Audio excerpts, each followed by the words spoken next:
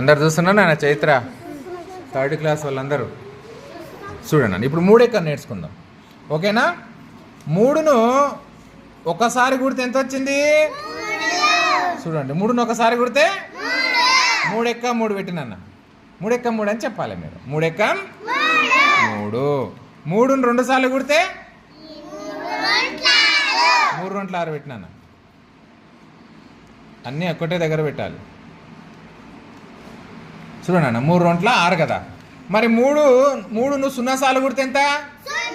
0నే. దాని అర్థం ఏంది? ఏం కూడలేదు. 3 0 పెట్టినా 3 0 0.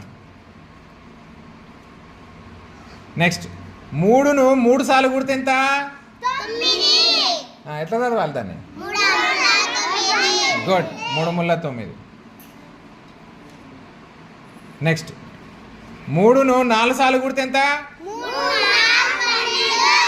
గుడ్. కౌంట్ చేయి కావాలంటే.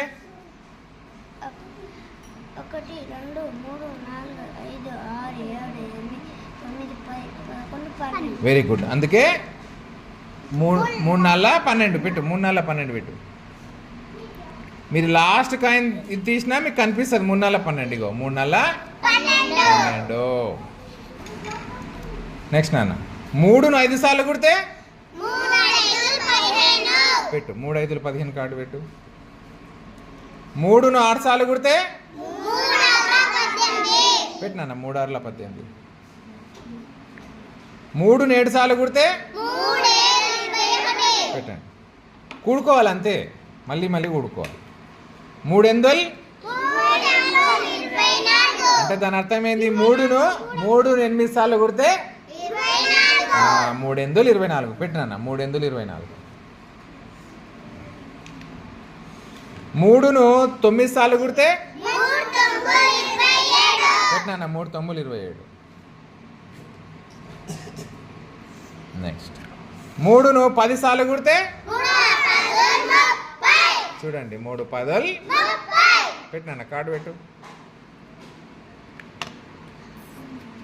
ఇప్పుడు చదవండి.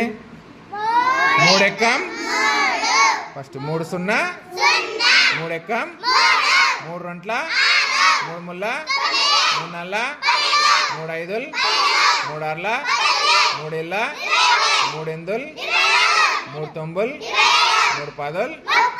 Very good.